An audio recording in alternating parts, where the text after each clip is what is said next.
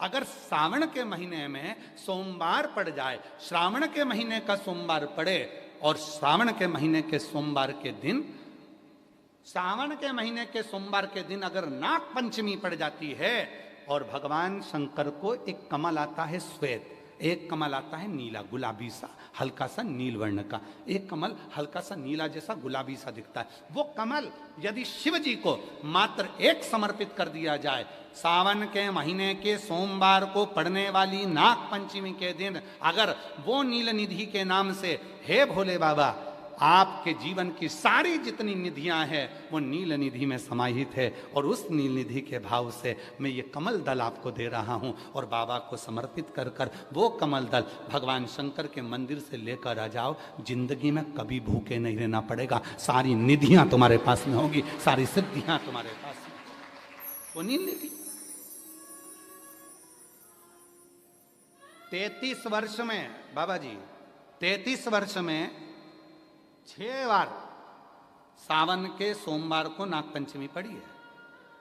33 वर्ष, एक पड़ी थी 96 में, एक पड़ी थी 99 में, एक पड़ी थी 2012 में, एक पड़ी थी 2019 में, एक पड़ी थी 2023 में, और अब इस वर्ष भी 2026 में सावन के सोमवार को 17 तारीख को बाबा की ये शिवरात्रि फिर पड़ रही है, वापिस नागपंचमी पड़ रही है, वापिस नागपंचमी पड़ रही।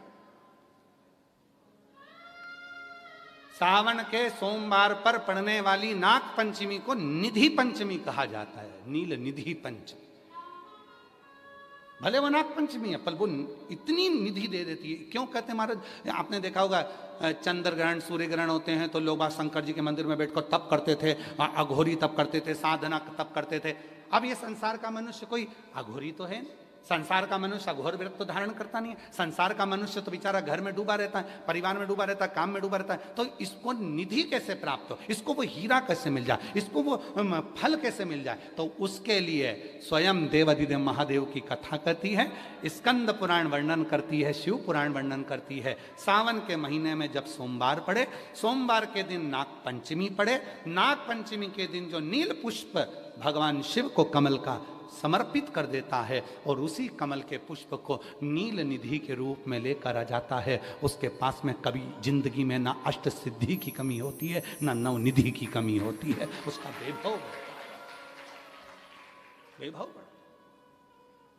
जितने संसार के लोग कर्जे में, भले तुम्हारा बैंक का कर्जा हो, लोन का कर्जा हो, चाहे तुमने दुनिया में कहीं से भी कर्जा ले रखा हो, एक बार अभी 17 अगस्त को पड़ेगी, सोमवार को नाग पंचमी 17 अगस्त, 33 वर्ष में ये 7वीं बार आ रही, बहुत रुक रुक के आती है सोमवार के, बहुत रुक रुक के, और ना जाने फिर अगला योग कब लगेगा। अगर मौका मिला है कर लो।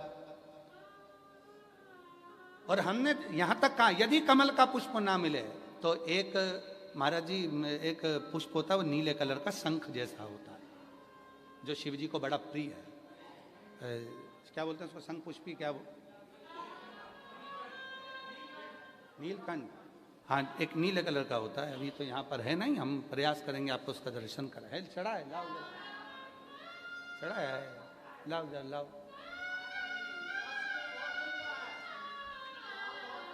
अच्छा यहाँ मिलता है, अच्छा हाँ ये देखो, अगर मान लो तुम्हें नील कमल ना मिले, नील कमल प्राप्त ना हो, कहीं सरोवर तालाब में अभी बहुत बारिश हो रही है, कहीं जाना नहीं, नील कमल नहीं मिल रहा है, तो ये नीला पुष्प अगर आपको मिल जाए, एक बार नील निधि के नाम से शिव को समर्पित करना और बाबा को समर्पित कर कर उसी को वापस लेकर आना। बाबा मेरे घर में अष्ट सिद्धि नव निधि निवास करे, कृपा करना। 1 साल के अंदर आप सब पत्र में लिखकर भेजोगे कि आपको किसी के दरवाजे पर हाथ फेराने की जरूरत नहीं पड़ेगी, भगवान जो वैभव देगा वो देखते बनेंगे। नील निधि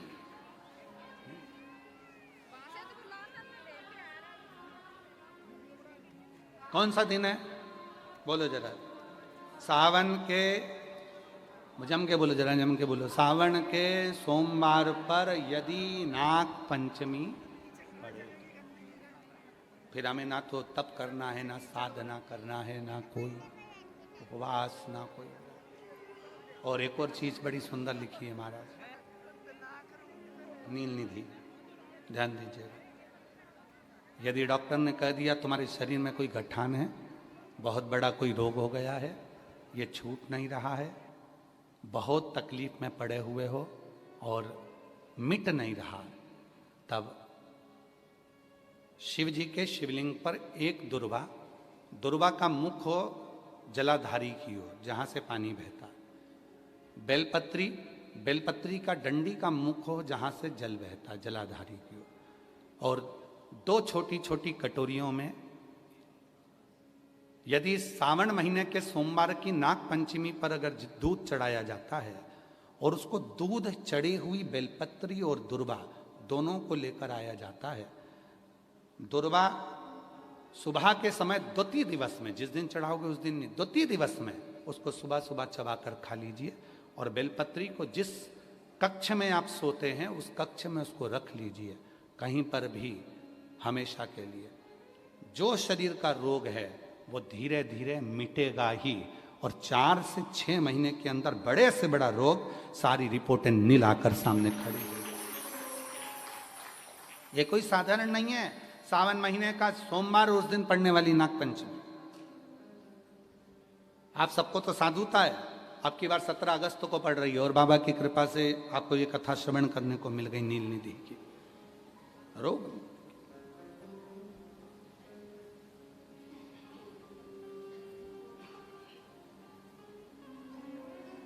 पर वही है, कथा वही है, जल भी आप चढ़ा रहे हो, दूध भी आप चढ़ा रहे हो, बेलपत्र भी चढ़ा रहे हो, पर तरीके अलग हैं। बाबा जी, कई लोग कहते हैं कि हम तो पहले भी जल चढ़ाते थे, हम तो पहले भी बेलपत्र चढ़ाते थे, आप लोग भी चढ़ाते थे पहले भी जल, पहले भी बेलपत्र चढ़ाते थे, पहले भी पूजन करते थे, तो अब ऐसा क्या होने लगा कि अब लोग जल चढ़ाते हैं, अब लोग बेलपत्र चढ़ाते हैं और उनकी मनोकामना पूरी हो जाती है। हमको तो लग रहा था ऑनलाइन कथा है, पत्र नहीं आएंगे, पर यहां भी लोग पत्र लिया है। मतलब बाबा देता तो है, शिव कृपा तो करता। तो पहले भी लोग जल चढ़ाते थे, पहले भी मंदिर जाते थे, फिर आज के जमाने में ऐसा लोग कहते हैं सियोर वाले बाबा ने, पंडित प्रदीप मिश्रा जी ने ऐसा क्या कर दिया जो दुनिया के लोगों के काम होने लगे। हुआ कुछ नहीं। डॉक्टर, पहले तुम क्या करते थे, मेडिकल से दवाई लाते थे, डायरेक्ट खा लेते थे, डॉक्टर के पास नहीं जाते थे पैसा बचाने के चक्कर।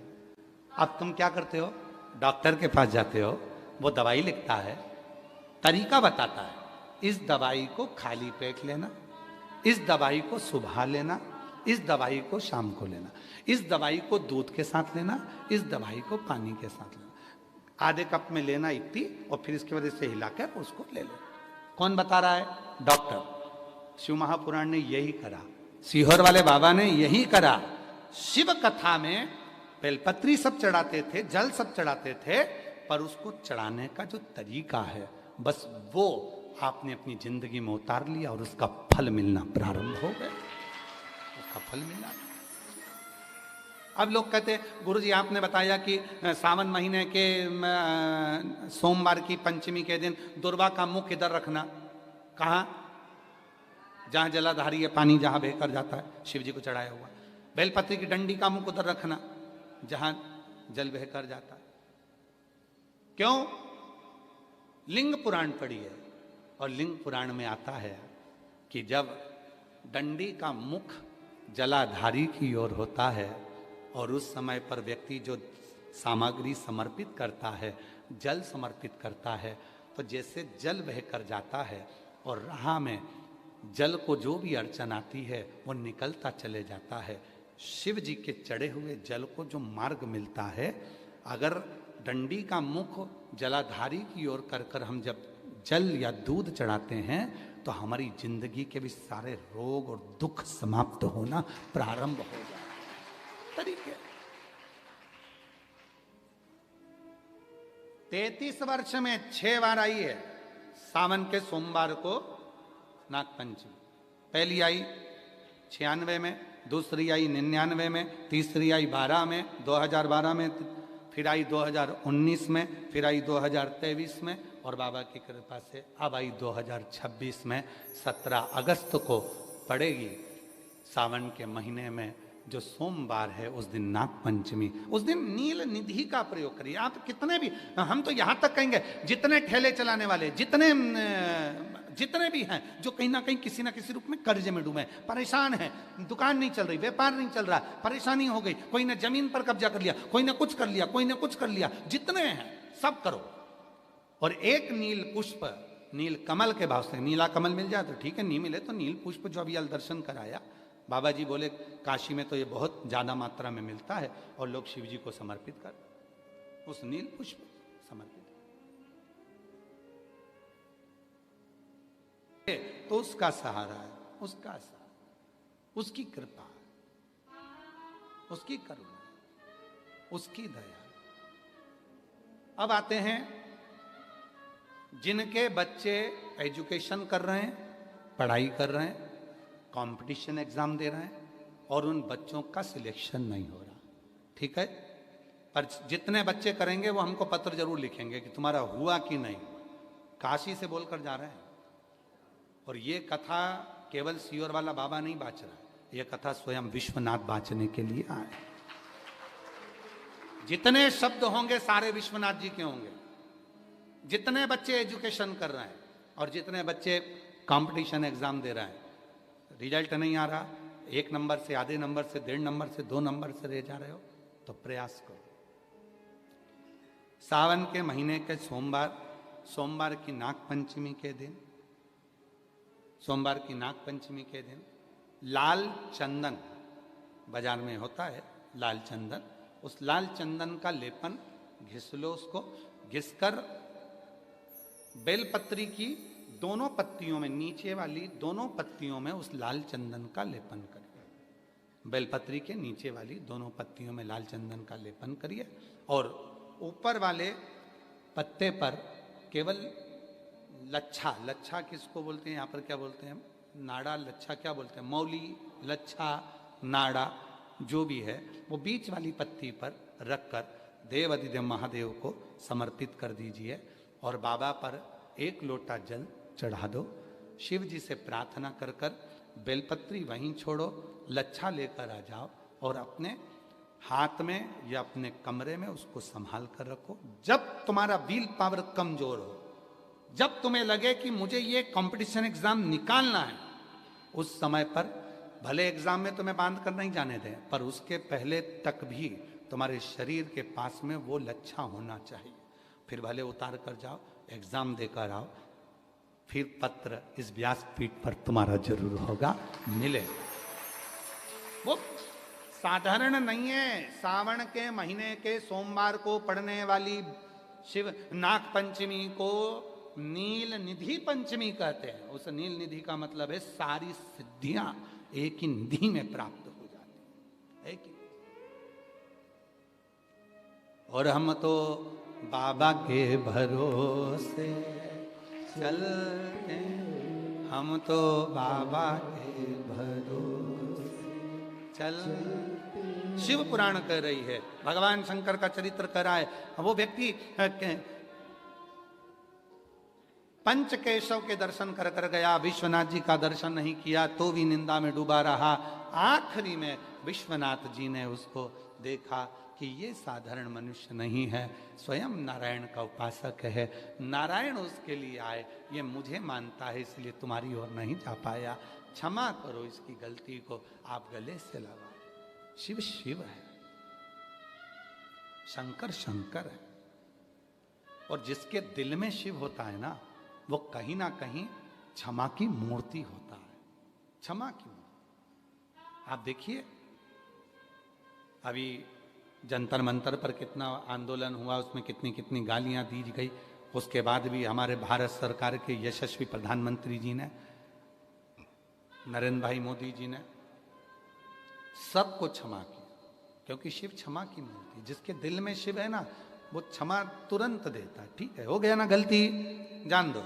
आग लगे बस्ती में, अपन रहो मस्ती में, क्या किसको रोइए, चादर तान के सोइए। क्या उसके लिए रोना, बार बार बार बार विचार करना। पर बैठकर बाबा देवाधिदेव महादेव से, विश्वनाथ जी की पवित्र भूमि से आप सब बाबा को अपने मन का भाव कहिए, हृदय से प्रार्थना करो, विनय करो। ये कथा जो काशी विश्वनाथ जी की पवित्र भूमि से ऑनलाइन चल रही है, 1 बजे से 4 बजे तक ये कथा चल रही है। ये बाबा की कृपा है, करुणा है। और शिव जी की कृपा से ये कथा 15 अगस्त को विराम हो जाएगी। 17 अगस्त को भिलाई जयंती स्टेडियम छत्तीसगढ़ में शिव महापुराण की कथा 1 बजे से 4 बजे तक आप पूरम श्रवण करेंगे। 11 अगस्त को श्रावण की शिवरात्रि है, तो अपने अपने घरों में रहकर शाम को 7 बजे सभी पार्थिव शिवलिंग का पूजन ऑनलाइन करेंगे। हम बाबा जी से भी निवेदन करेंगे कि आप भी साथ में रहकर ऑनलाइन पार्थिव पूजन में सम्मिलित हों, यजमान परिवार भी सम्मिलित होके। तो इस पार्थिव पूजन को यहीं से बाबा की इस पवित्र काशी विश्वनाथ जी की धरा से ऑनलाइन पूरा विश्व करेगा। पिछली बार जो 8 से 9 करोड़ लोगों ने, शिव भक्तों ने, बाबा जी 8 से 9 करोड़ शिव भक्तों ने पार्थिव पूजन करा था। अब की बार विश्वास कहता है कि 12 से 15 करोड़ शिव भक्त बाबा का ये पार्थिव पूजन करेंगे, ऐसा विश्वास है। तो बाबा की इस पवित्र आनंदमय लीलाओं को श्रवण करेंगे। हृदय से बाबा को अपने मन का भाव कहिए, प्रार्थना करिए, विनय करिए।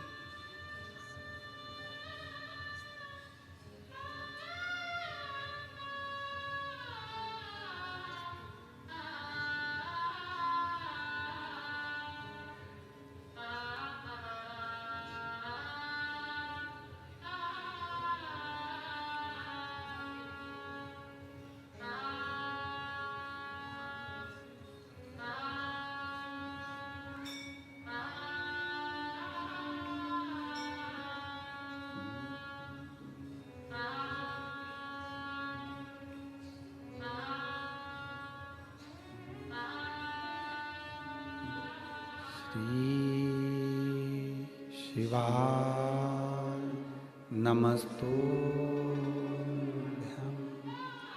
श्री शिवाय नमस्तुभ्यं।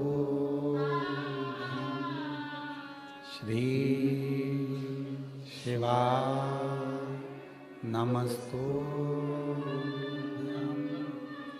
श्री शिवाय नमस्तुभ्यं।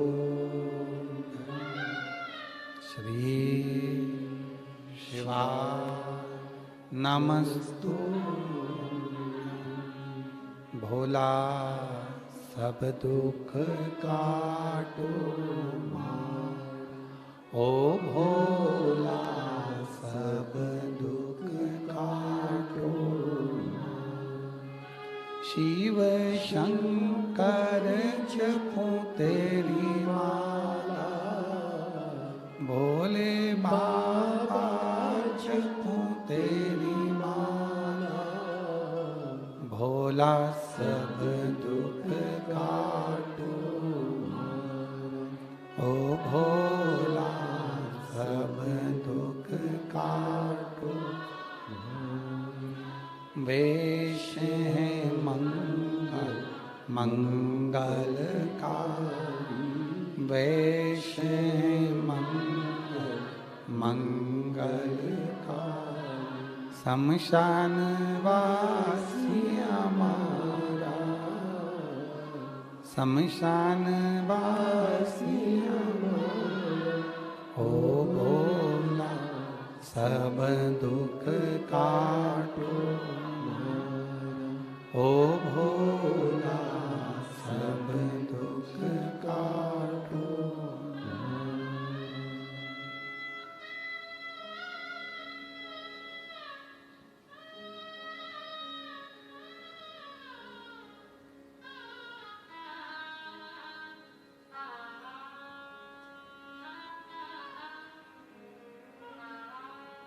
बाबा देवादिदेव महादेव भगवान शिव घरदानी त्रिकालदर्शी कैलाशी अविनाशी भगवान विश्वनाथ की ये पवित्र कथा कह रहे।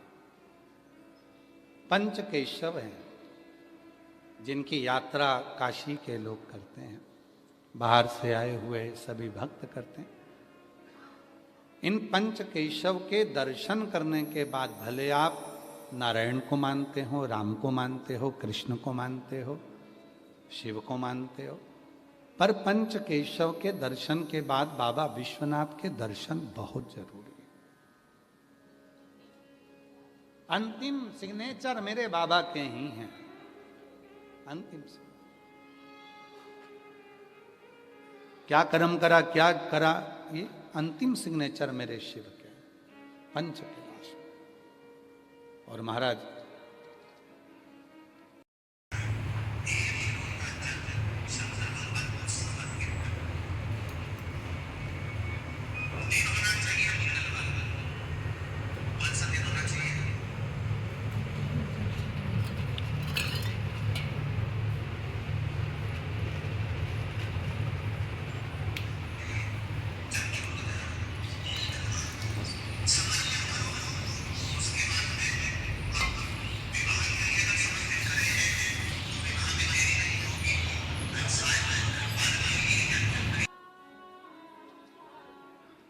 जिस समय पर मनुष्य के हृदय में भरोसा होता है, विश्वास होता है, मनुष्य सब कुछ प्राप्त कर लेता है, सब कुछ।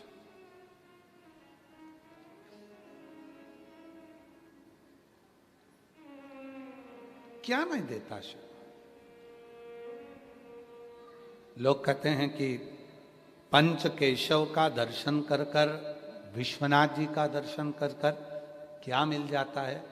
हम कहते हैं सब कुछ मिलेगा, पर साथ में अगर आपने कुछ भी नहीं करा तो भी 5 बार काशी काशी काशी काशी बोल लेने से भी सब कुछ प्राप्त हो जाता है, सब कुछ। क्या ना मिल सकता? जब एक वेश्या के लिए, नर्तकी के लिए शिव अपना कैलाश छोड़कर आ सकते हैं। स्कंद पुराण अवंती का खंड, और स्कंद पुराण के अवंती का खंड में महानंदा नाम की एक वैश्या का चरित्र आता है, जो अपने वैश्यालय में नृत्य करती थी, नर्तकी थी। वो अपने स्थान पर नृत्य का कार्य करती। अवंती का खंड, स्कंद पुराण, महानंदा।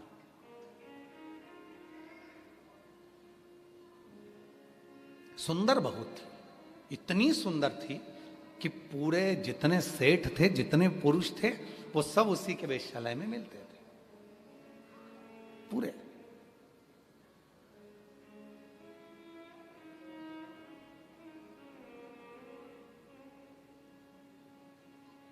जितने सेठ सब वहीं मिलते। बंसल जी, उसकी भक्ति बड़ी प्रबल थी। वेश्यालय में जब नृत्य करने जाती थी तो उससे पहले शंकर जी का भजन करती थी। आप सबको मालूम है ना कि शिव जी को अगर तपस्या से नहीं पाया जा सकता, शिव जी को साधना से नहीं पाया जा सकता, शिव जी को व्रत से नहीं पाया जा सकता, शिव जी को उपासना से नहीं पाया जा सकता, शिव जी को यदि पूजन से नहीं पाया जा सकता, शिव जी को अखंड तप से नहीं प्राप्त किया जा सकता, तो शिव जी को 2 चीजों से प्राप्त किया जा सकता। एक शिव जी के सामने खड़े होकर अलमस्त होकर नृत्य करने पर, और दूसरा शिव जी के प्रांगण में मधुर भजन गाने पर भगवान प्राप्त हो जाए। मधुर भजन। कई लोग, कैसरवाणी जी, कई लोग हमसे कहते हैं गुरु जी आपकी कथा में इतने सारे लोग आते हैं, लाखों लोग आते हैं और सब भजन में नाचने लगते हैं, आप उनको रोकते नहीं हो। हमने कहा जब तप से, साधना से, व्रत से, उपास से, तपस्या से, सारे नियम से शिव ना मिले, तब उन शिव को केवल उनके मंदिर में एक बार बड़े प्रेम से नृत्य की मुद्रा में शिव को प्राप्त करा जा सकता है और भगवान शंकर के भजन गाकर प्राप्त किया जा सकता है। यह केसरवाणी जी, ये शिव तत्व की प्रधानता, शिव तत्व की प्रधानता है, शंभु की, इसको प्राप्ति। महानंदा अवंतिका खंड में वर्णन आता है स्कंद पुराण में। महानंदा एक अपने नृत्य से मनुष्य को रिझाती है, पुरुषों को रिझाती है। ढेर पुरुष उसके यहां चले जाते, ढेर पुरुष, भीड़ लगी रहती है। पर वो महानंदा शिव की साधक थी। दुनिया के सामने नाचने से पहले वो शिव के सामने नृत्य करती। उसके यहां पर शिवलिंग नहीं था, पर दिल में शिव है। अभी हमने आज तक वालों ने एक प्रश्न किया था, क्या शिव ईशान कोण में रहते हैं?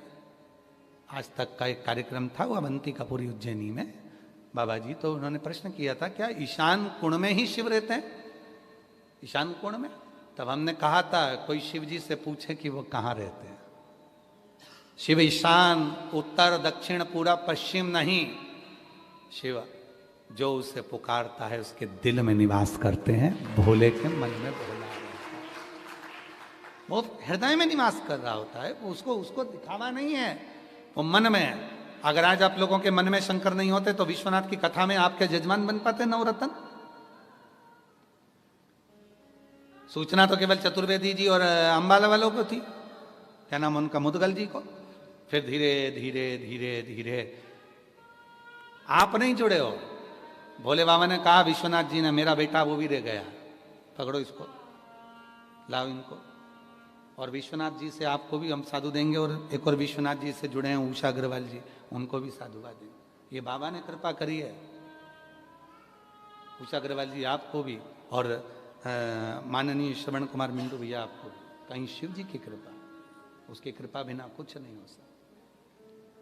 शुरू में बाबा जी ने एक बात कही थी, आपने सुनी होगी, कि ये विश्वनाथ की धरा है, यहां उसकी आज्ञा के बिना तो आप जजमान भी नहीं बन सकते। ये उसकी आज्ञा के बिना यहां कथा भी नहीं हो सकती, ये उसकी आज्ञा है। नहीं मिलता। महानंदा वैश्या है, नर्तकी है, पर नाचने जाने से पहले, सभा मंडप में पहुंचने से पहले वो महादेव के लिए नाचती है। घुंघरू बांधती है तो शिव से कहती है ये घुंघरू मैं तेरे लिए बांध रही।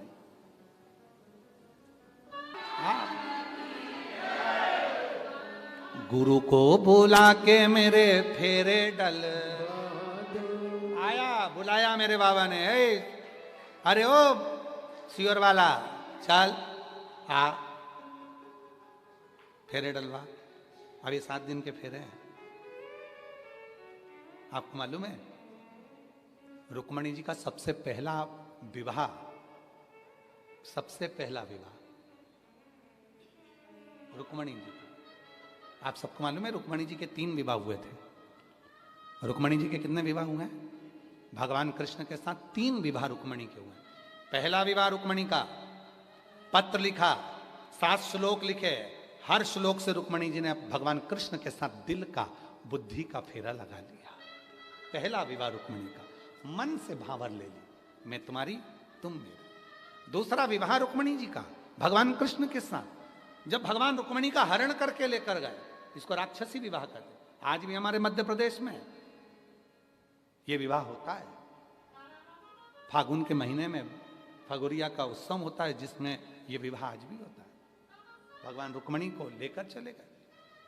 और तीसरा विवाह रुक्मणी जी का रुक्मणी का तीसरा विवाह जब द्वारकापुरी में पहुंची तब रुक्मणी जी ने मंगल विवाह किया।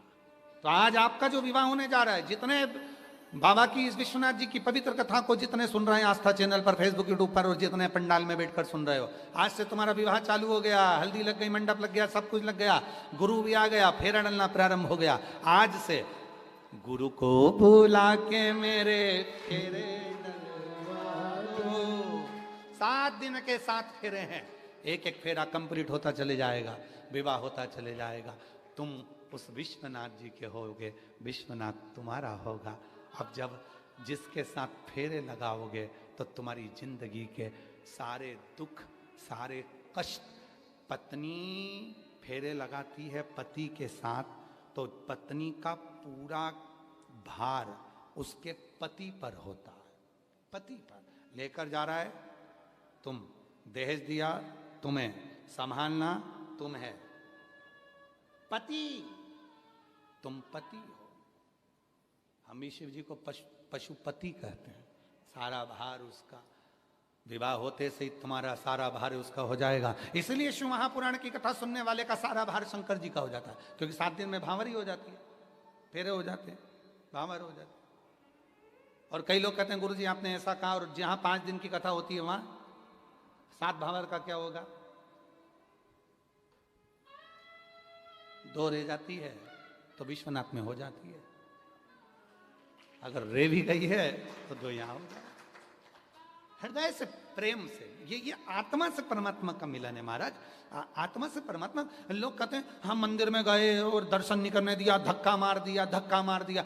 कई जगह पर आए दिन लोग सोशल मीडिया पर डालते रहते हैं, इतने सारे लोग देवघर जा रहे हैं, कावड़ का जल चढ़ा रहे हैं, लोग उन्हें धक्का मार दे रहे हैं, लोग विश्वनाथ आ रहे हैं, दर्शन कर रहे हैं, लोग धक्का मार दे रहे हैं, लोग अवंतिकापुरी जा रहे हैं, उज्जैनी दर्शन कर रहे हैं, धक्का मार दे रहे हैं। अरे भैया, धन्यवाद देना विश्वनाथ जी को, धन्यवाद देना अवंतिका नाथ को, धन्यवाद देना देवघर वाले को, धन्यवाद देना सीहोर कुबरेश्वर बाबा को कि धक्का भी लगा तो तुम्हारे दरवाजे से लगा। और ये धक्का अगर एक बार लग जाता है तो फिर कहीं खड्डे में गिरते नहीं हो। धक्का लगा, अरे तुम्हारी गाड़ी खड्डे में पड़ गई, तुम्हारी गाड़ी कीचड़ में फंस गई, तुम्हारी गाड़ी कहीं खड्डे में उलझ गई, 4 व्हीलर गाड़ी, 2 व्हीलर गाड़ी खड्डे में फंस गई, अब उसको कैसे निकालोगे? निकाल ले, धक्का मत लगाना। कसम है तुमको, कसम तेरी पड़ोसन की, अगर तुम धक्का लगाया, धक्का मत लगा। गाड़ी कीचड़ में फंस गई, गाड़ी खड्डे में फंस गई, धक्का मत लगा। तेरी पड़ोसन की कसम है तेरे को, मत लगा धक्का। निकाल के बता, चल अब तू धीरे से कह दे, ए निकल जा, निकलेगी। तुम उंगली लगाकर धीरे से निकालोगे, निकलेगी। गांव के लोग आकर कहेंगे जम के धक्का लगाओ, निकल जाएगी। बस विश्वनाथ जी भी यही कहते हैं, मेरे पास आओ, एक बार धक्का लगाऊंगा, कीचड़ से बाहर, खड्डे से बाहर, दुख से बाहर, तकलीफों से बाहर। लगाओ धक्का। हार हार लगाया धक्का जम के। हमारे सतुआ बाबा जी बहुत अच्छी तरह से बोलते हैं, नमः पार्वती।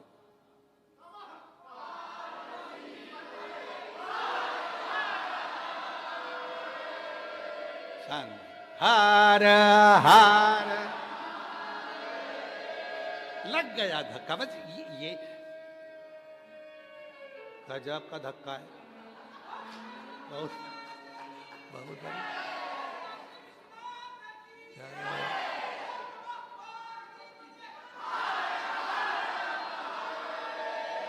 अरे तो तुम सबको देख के तो ऐसा लग रहा है जैसे वो धक्के के साथ में गाड़ी को टोचन भी किया जाता है। काय केसरवाणी जी, सही है। और गाड़ी को टोचन किया जाता है, वो बांध लिया जाता है। तो ये जो 2 चिल्लाए हैं ना, ये टोचन वाले ही हैं। निकालो बाहर धक्के में। शंभू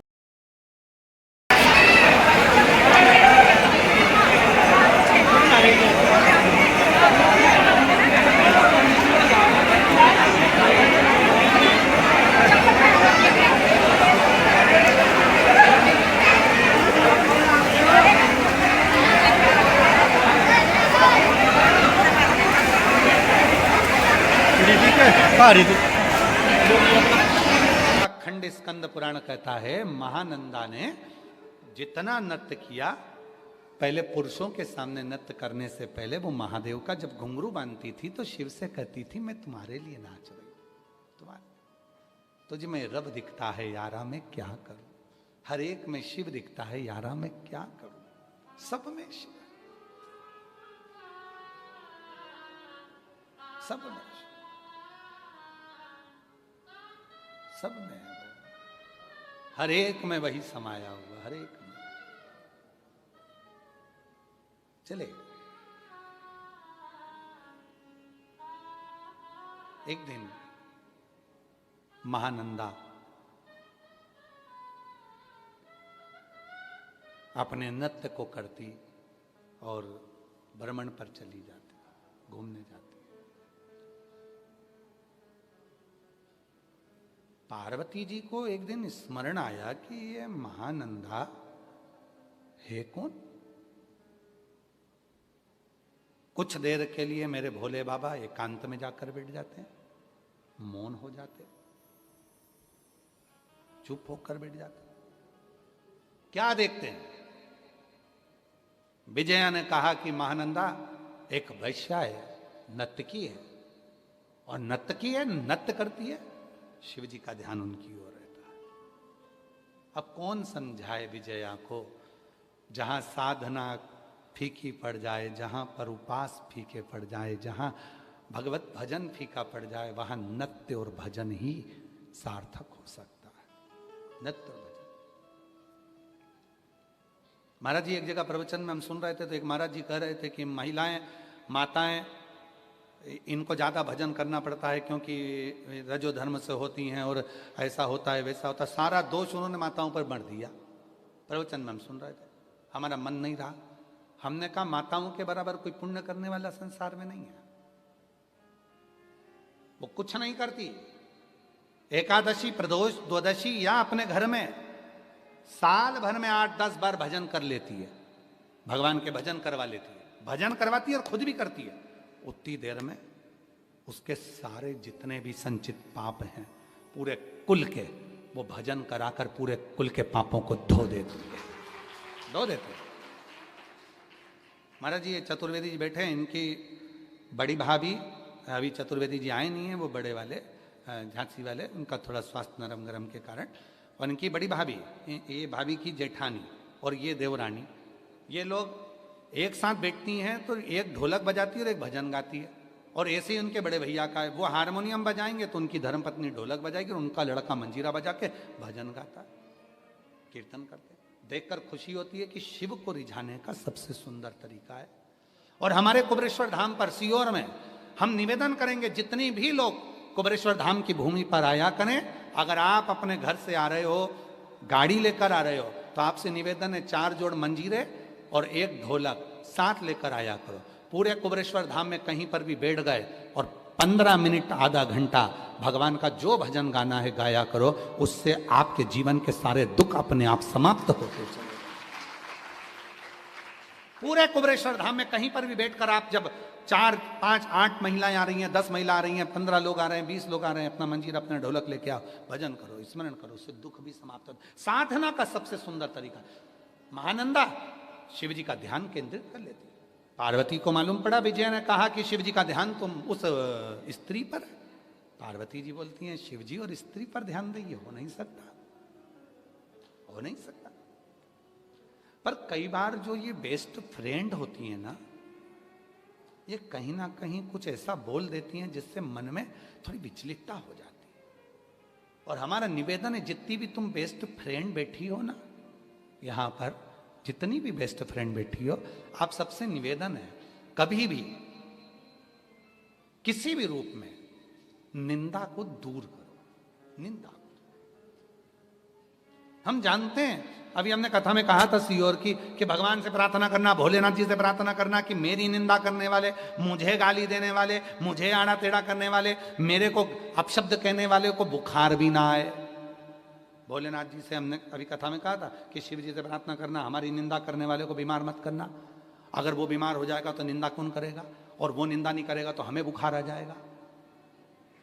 हमारे आधे रोग आधा दुख तो निंदा वाले ही काट देते हैं। इसलिए भगवान से प्रार्थना करा करो कि कोई अपशब्द बोले, गाली दे, आड़ा टेढ़ा बोले। हमें जब कई कई लोग अपने अपने व्हाट्सएप पे या अपने अपने फेसबुक पर जब सीओर वाले बाबा का फोटो लगाकर जब आड़ा टेढ़ा लिखते हैं ना, तो सबसे ज्यादा खुशी हमको होती है और हम कुबरेश्वर धाम पर जाकर 2 लोटा जल चढ़ाते हैं। बाबा कितने अच्छे लोगों को रख रखा है जो दिन भर बैठकर मेरा मेल धोते रहते हैं, तो मुझे कम से कम वहां जाने पर कुछ बोलना तो नहीं पड़ेगा, मेरी सारी गवाही यही दे देंगे, सारी गवाही दे देंगे। निंदा करे कर देंगे, भगवान करे उनको खूब जीवित रखे।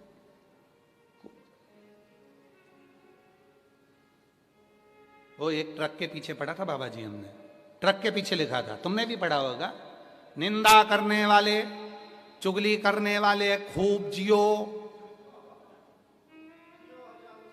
हाँ, निंदा करने वाले खूब जिए, चुगली करने वाले खूब जिए, बुराई करने वाले खूब जिए, और जब तुम्हारा बुढ़ापा आए तो तुम्हारे छोरा छोरी ही तुम्हारा खून पिए। ये हमने ट्रक पे पढ़ा था, पीछे ट्रक के पीछे लिखा था, वकील साहब ट्रक के पीछे लिखा, शायद तुम लोगों ने भी पढ़ा होगा। हाँ पढ़ा है, हाँ तो सही गुरु के चेले हो फिर तो, पढ़े सही जगह पढ़े। अब विजय ने कह दिया, शिव जी का ध्यान तो उस नर्तकी पर है, वो महानंदा पर। हाँ महानंदा नृत्य करती। आज भोले बाबा से उस महानंदा ने कहा, बाबा इतने दिन से मैं नृत्य कर रही हूं, पुरुषों को रिझाया, पर तू कभी नहीं आया। बाबा एक बार अपनी बेटी से मिलने तो आना। पूत कपूत सुने हैं परना, माता सुनी माता।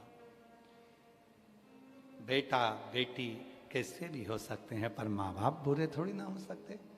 माना मैं वेश्या हूं, माना मैं नृत्य क्यों, पुरुषों को रिझा लेती हूं, पर एक दिन तो अपनी बेटी से मिलने आओ।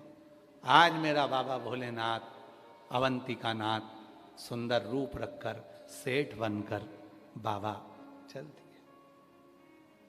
उस रूप का दर्शन कभी मौका लगे, पुरानी गीता प्रेस गोरखपुर की पुस्तिकाएं निकालिएगा, शिव पुराण पुरानी, राम कथा पुरानी, रामचरितमानस, विष्णु पुराण निकालना। उस चित्र का दर्शन आपको गीता प्रेस गोरखपुर में मिलेगा। शंकर जी के कानों में यहां मुर्की है और उसमें मोती लटक रहा। कभी आपने अगर दर्शन करा हो गीता प्रेस गोरखपुर की पुरानी पुराणों में, उसमें यहां कल्याण में भी ऐसे फोटो आते हैं, उसमें यहां मुर्की है शिव जी के और उसमें मोती लटक रहा। कोई पूछे कि गीता प्रेस गोरखपुर पर यह चित्र बनाया गया था, चित्र कौन सा है, तो यह चित्र है स्कंद पुराण के अवंतिका खंड का, जब महानंदा के दरवाजे पर भगवान देव अधिदेव महादेव कानों में मुर्की पहनकर मोती लटक रहा है और मेरा वो घरदानी आनंद में श्रृंगार कर कर पहुंचे। पहचानी नहीं महानंदा, महानंदा नहीं पहचानी।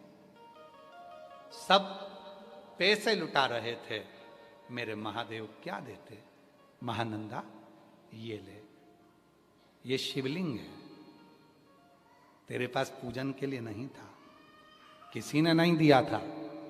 सब कहते हैं कि तू ऐसी है तो पूजन नहीं कर सकती, आज मैं तुझे देकर जा रहा हूं, इस शिवलिंग को संभालना। महानंदा ने कहा, सेठ जी आपके पास ये शिवलिंग कहां से आ गया, और आज तो आपने मेरे को जीवन की सबसे बड़ी पूंजी दे दी, ये शिवलिंग आज तक मेरे पास नहीं था। सब मना करते थे, सारे मना करते थे कि तू वैश्या होकर शिव जी की पूजन करेगी, तू नर्तकी होकर शिव जी की पूजन करेगी, आपने मुझे शिवलिंग दे दिया। सेठ के वेश में महादेव ने शिवलिंग दे दिया, रख पूजन कर, साधना कर। अब तो महानंदा उसी शिवलिंग के सामने नृत्य करती। समय आया, एक दिन आसपास के लोगों ने देखा कि ये वेश्या का तो परचम सब दूर हो रहा है, तो उसने, पड़ोसियों ने वेश्या के घर में आग लगा दी। वेश्या के घर में आग, उस नर्तकी के घर में, महानंदा के घर में, अवंतिका खंड कहता है स्कंद पुराण का, उस महानंदा के घर में आग लगा दी। आग लगी, वैश्या गई थी कहीं जल को लेने के लिए, आई, धधकता हुआ अपना आंगन देखा, रोने लगी। रुदन इस बात का नहीं था कि घर जल गया, रुदन इस बात का था कि अंदर मेरा महाकाल जल रहा था, शिव जल रहा था, शिवलिंग अंदर था, शिवलिंग।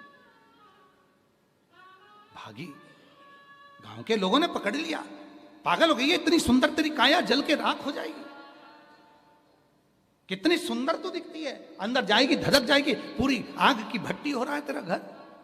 महानंदा रुकती नहीं, महानंदा नहीं रुकी, मुझे जाने दो, विश्वनाथ मेरा है, मुझे जाने दो। लोग अपनी प्रॉपर्टी को कहते हैं ये प्लाट मेरा है, ये घर मेरा है, ये जमीन मेरी है। शिव का सच्चा भगत कहता है विश्वनाथ मेरा है, विश्वनाथ। कई लोगों को इसमें भी ऑब्जेक्शन है बाबा जी, कई लोग कमेंट से लिखते हैं सियोर वाला बाबा कहता है महादेव मेरा, महादेव मेरा, महादेव मेरा, क्या केवल इनका है? तो तुम भी कहो ना तुम्हारा, हम कौन मना कर रहे, तुम भी क्यों मेरा तुम्हारा, हम कौन मना कर रहे हैं? मेरा है और मेरा ही रहेगा। और आज भी विश्वनाथ की पवित्र धरा से लोग कहते हैं यहां मोक्ष की नगरी है। मेरे विश्वनाथ बाबा को इस व्यासपीठ से कहकर जाऊंगा, बाबा जिस दिन मेरे प्राण भी छूटे उस दिन तू मेरा ही रहना और मैं तेरा ही रहूं, इससे ज्यादा कुछ नहीं, कुछ नहीं। तू मेरा रहना, मैं तेरा रहूं। एक मंत्र दुनिया को दिया है, श्री शिवाय नमस्तुभ्यम। उस मंत्र के रूप में मेरा विश्वनाथ सदा रखना, सदा रखना। शरीर चले जाए पर वो मंत्र के रूप में वो विश्वनाथ रखेगा, उस मंत्र के रूप में वो विश्वनाथ। अरे महानंदा कहती है मेरा शिव अंदर रह गया, अरे जाने दे, पत्थर का है, पत्थर का है, जाने दे। महानंदा नहीं रही है, आंसू बह रहा है, लोग पकड़ रहे हैं, धधकता हुआ अग्नि का घर जल रहा है और महानंदा हाथ को छुड़ाती है, अंदर जलते हुए घर में प्रवेश कर जाती है। अगर वेश्या होती, नर्तकी होती तो काया बचाती, नर्तकी होती तो काया बचाती, नर्तकी होती तो शरीर बचाती। अरे मेरा सुंदर शरीर चले जाएगा, फिर मुझे कौन देखेगा, कौन पैसा देगा, मेरा घर कैसे चलेगा? काया नहीं बचाई।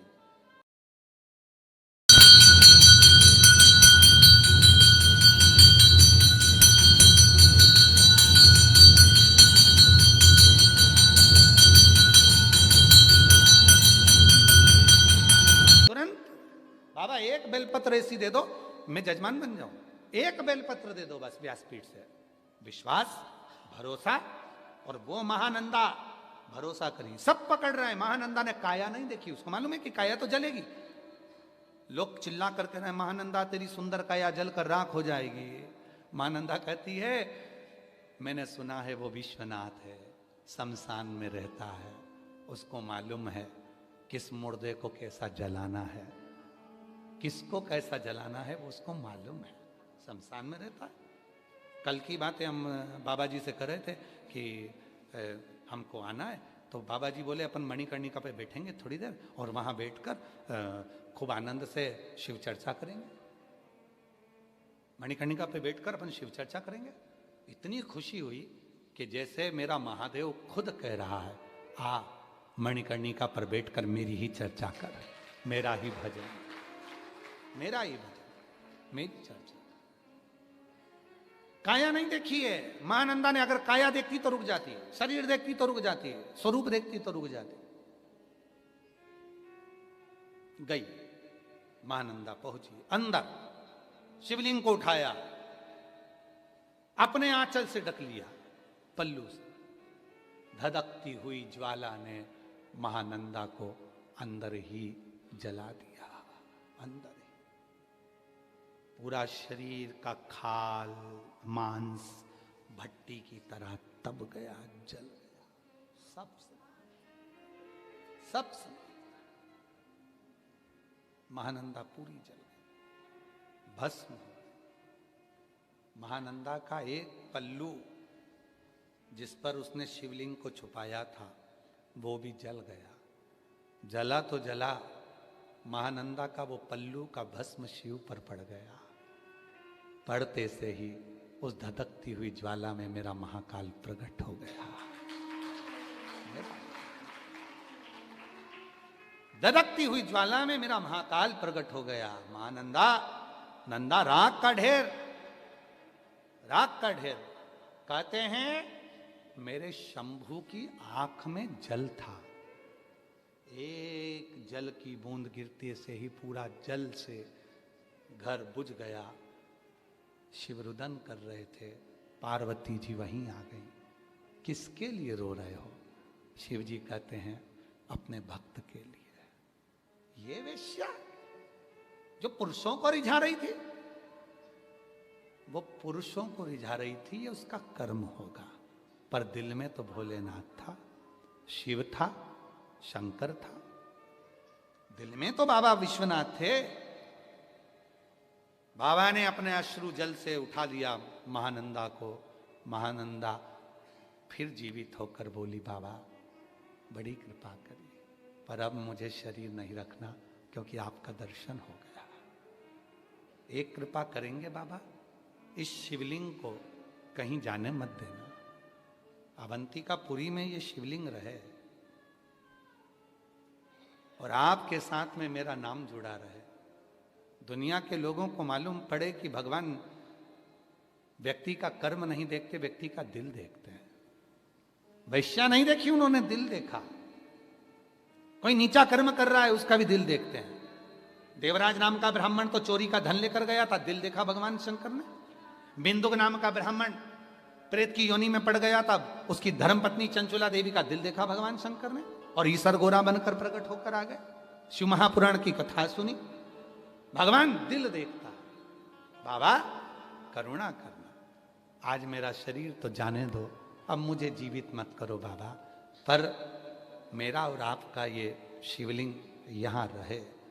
आज भी अवंतिकापुरी में महानंदेश्वर शिव महापुर भगवान शंकर का मंदिर विराजमान है।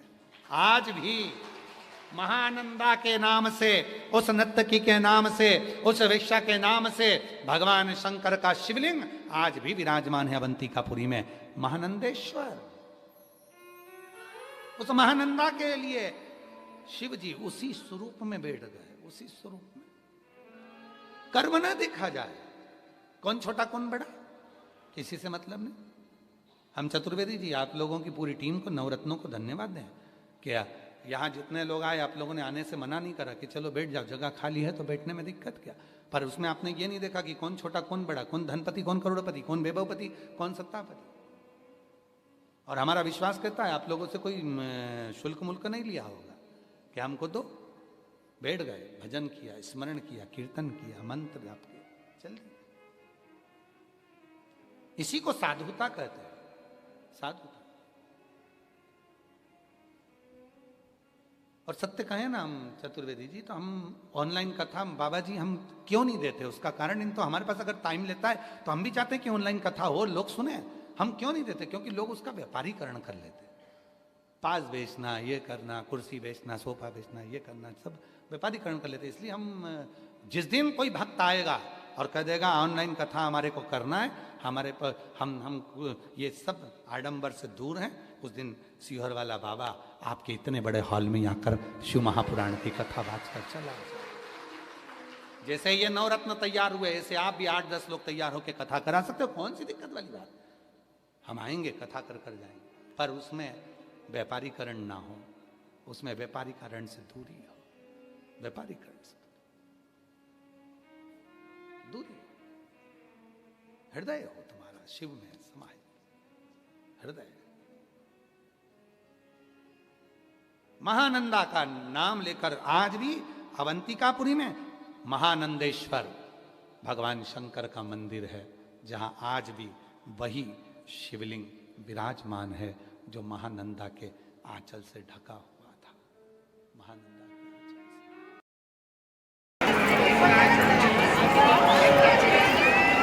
वहां से तो बुलाता मैं देखे आ रहा हूँ, वीडियो बना ली।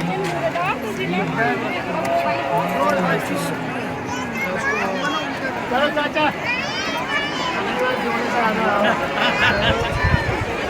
तो नीचे कहाँ चलेगी गंदगी का, वो सब नीचे कीचड़ हो रही।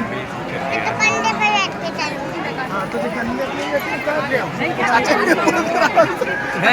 पे लाकर उठ पे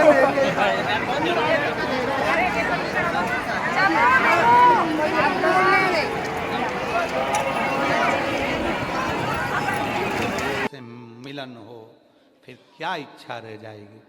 कौन कहेगा भोलेनाथ जी से कि मेरे को वापस प्राण दे दो।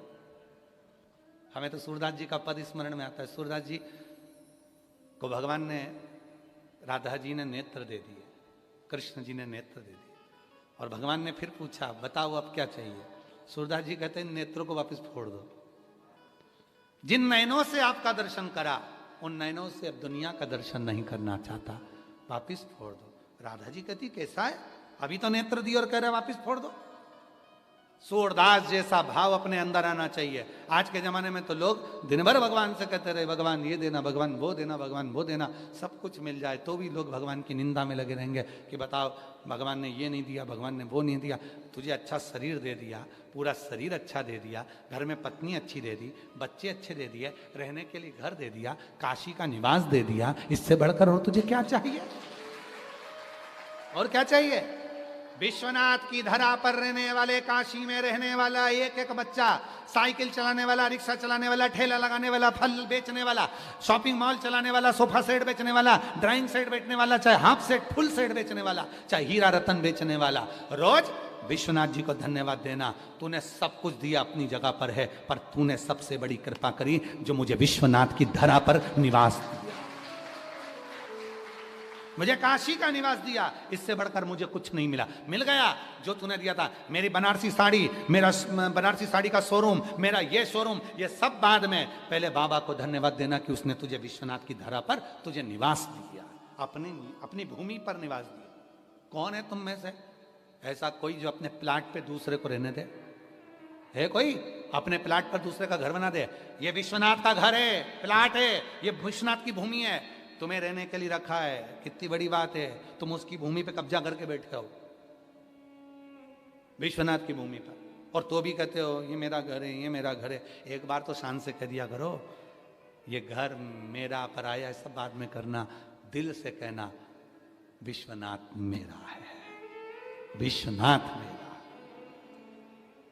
मेरा, विश्वनाथ बस मेरा है, मेरा। जब लड़े, पहले बचपन में लड़ते थे बच्चे, दो बहनें लड़ती थी, मम्मी मेरी, मम्मी मेरी, मम्मी मेरी, मम्मी मेरी, पापा मेरे, पापा मेरे, पापा मेरे। और जब बुढ़ापा आ गया माँ बाप का, तब कहते पापा तेरे, पापा तेरे, पापा तेरे, मम्मी तेरी, मम्मी तेरी, मम्मी। बुढ़ापे में कौन संभाले उनको? मम्मी तेरी, पापा तेरे। और नहीं तो बचपन में लड़ते मम्मी मेरी, बाप मेरा, पापा मेरे, मम्मी। आस्था चैनल पर कथा सुन रहे हैं और जिनको बुरा लगे लग जाए, पर आज विश्वनाथ की धरा पर कहकर जा रहा हूं विश्वनाथ बस मेरा है, हमारा है। और तुम भी कहना छाती ठोक करके विश्वनाथ मेरा है। तुम भी कहो, काय को डरना।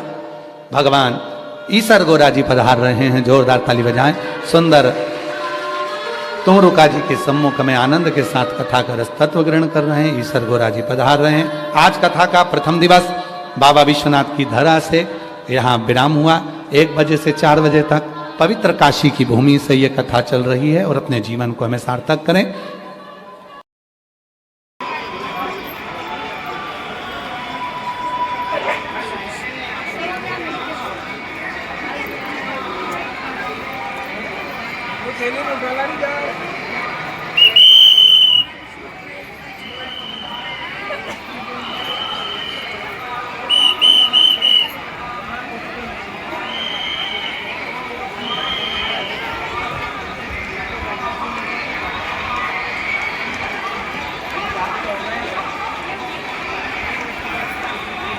भोले बाबा ने तुम पर बहुत बड़ी कृपा करी जो श्रावण में आप इस कथा को सुनने के लिए बैठे हो। और जो जैसी भावना लाया वो वैसा ही फल।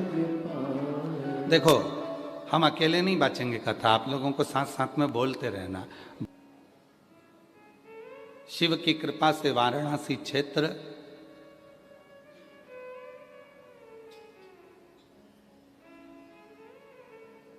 और बाबा की इस पवित्र धरा पर शिव महापुराण की कथा।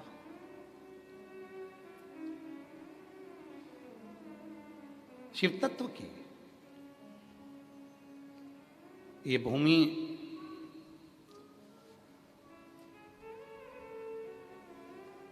कोई साधारण नहीं है। वरुणा और असी नदी का बीच का क्षेत्र है वरुणा असी, जब जाके इसका नाम वाराणसी पड़ा।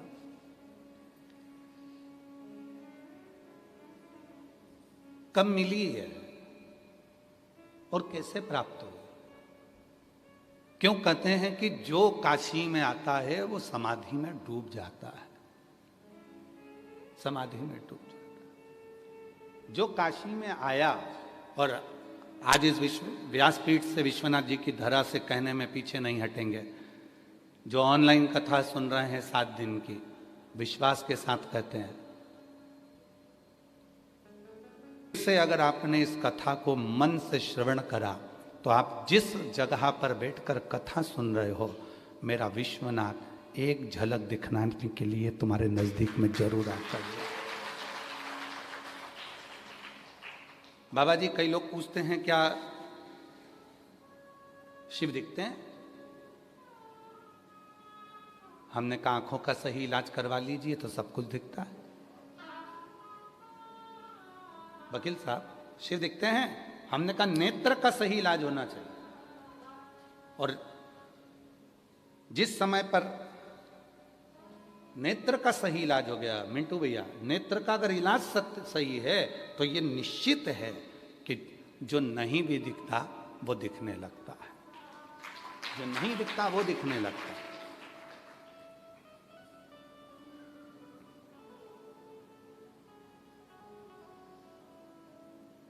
चश्मा नहीं लगाना है हमें, चश्मा तुरंत बदल जाता है, चश्मा तुरंत बदलेगा। नीला चश्मा लगाया है, कभी लाल लगा लिया, कभी कत्थई लगा लिया, कभी धूप तेज हो गई तो काला लगा लिया, कभी कोई चश्मा लगा लिया, कभी कोई चश्मा लगा लिया। हमें चश्मा नहीं लगाना। जैसे एक पेट्रोल पंप, उस पेट्रोल पंप पर एक लड़का अपनी मम्मी को भी बिठा कर ले जा रहा है और अपनी पत्नी को भी बिठा कर ले जा रहा है, और मम्मी और पत्नी को दोनों को बिठा कर ले जा रहा है और उसने पेट्रोल पंप के बाहर मम्मी और पत्नी दोनों को उतार दिया।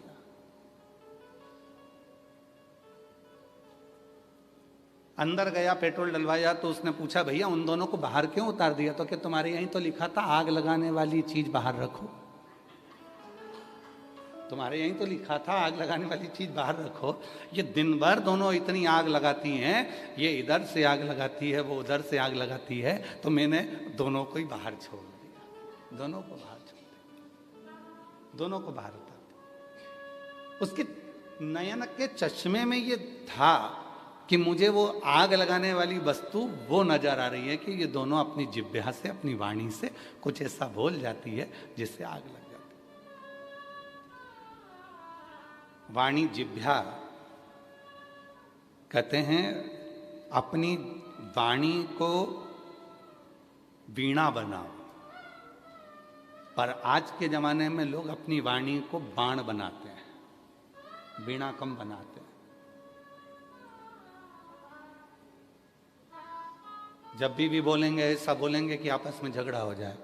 और शास्त्र क्या कहता है? वाणी ऐसी बोलिए जो मन का आपा खोए। पर आज के जमाने में वाणी ऐसी बोलिए जो जम के झगड़ा होए, पर उससे मत बोलिए जो तुमसे तगड़ा होए। थोड़ा उससे भी बच के रहना पड़ेगा तुमको कि जो तुमसे तगड़ा है।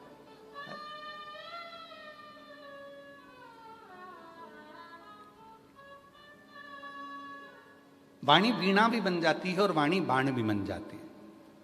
अब तुम्हारे ऊपर निर्भर करता है कि तुम उसको वीणा बनाना चाहते हो कि बाण बनाना चाहते हो।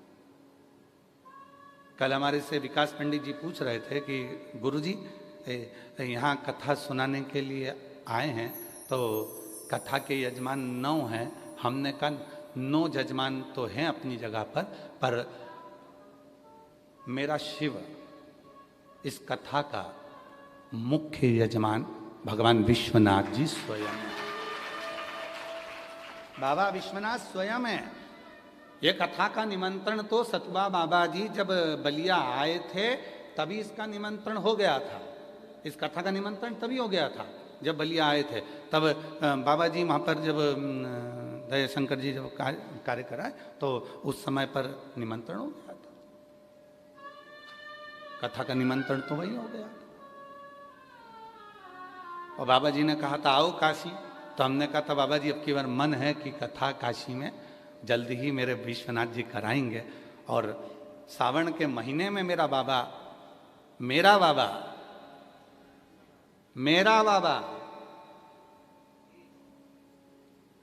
काशी विश्वनाथ मेरा बाबा, और इतनी दमदारी से तुमको भी कहना चाहिए मेरा बाबा।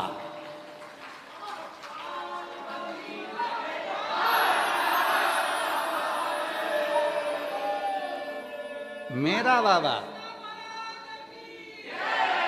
इस पवित्र कथा का दिव्य आयोजन करा है। ये कोई साधारण भूमि नहीं। माता पार्वती जी शिव जी के साथ में जब भ्रमण पर निकलती हैं, माता पार्वती जी एक बार भ्रमण के समय निकली और आज उनके साथ में केवल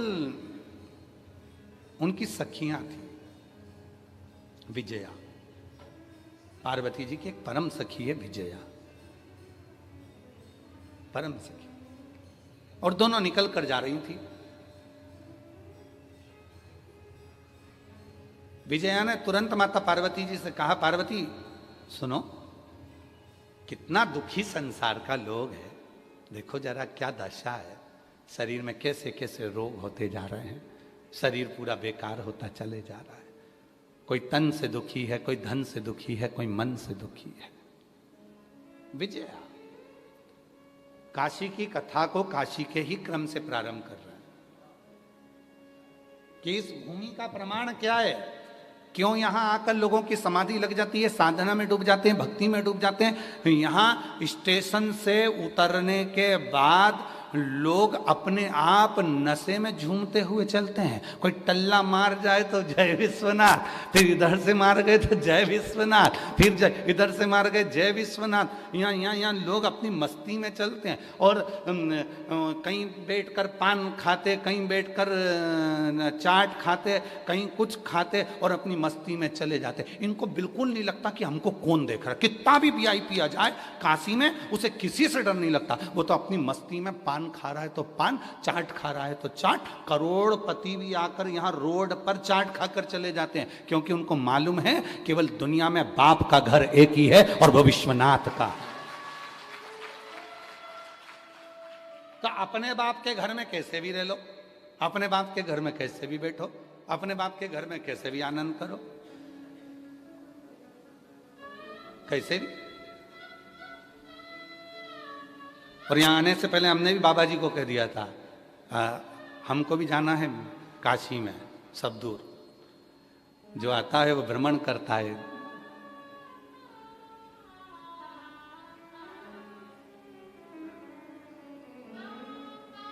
यहाँ कितना सुंदर है काशी में पंचकेशव, पंचकेशव काशी। आदि केशव से जो चालू होते हैं पंचकेशव, कौरकाट आदि कादिक चुरुआदिक, जितने भी पंचकेशव हैं। एक बार एक साधक ने पंचकेशव का दर्शन किया और विश्वनाथ जी नहीं गया। बहुत विवाद था ये, शैव संप्रदाय में और वैष्णव संप्रदाय में बहुत विवाद रहा है। पूर्व गया ही नहीं वो भगवान विश्वनाथ का दर्शन करने के। पंचकेशव का दर्शन कर लिया, पंचकेशव का दर्शन कर कर पांचों केशव का दर्शन करने के बाद में, पंचकेशव का दर्शन करने के बाद में वो गया ही नहीं, पहुंचा ही नहीं। आदि केशव, ज्ञान केशव, चारु केशव,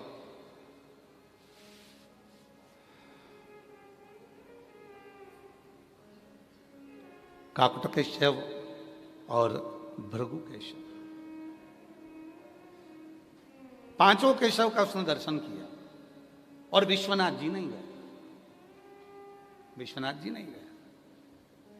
अब उसने बहुत पहुंचने के बाद बहुत बड़ा फंक्शन रखा कि भाई मैं परम भगवदीय वैष्णव हूं और मैं काशी होकर आया हूं, और काशी में जाकर मैंने पंच केशव का दर्शन किया है। और खूब बड़ा फंक्शन रखा, भंडारा रखा, भोजन रखा, खूब उत्सव रखा, खूब उत्सव।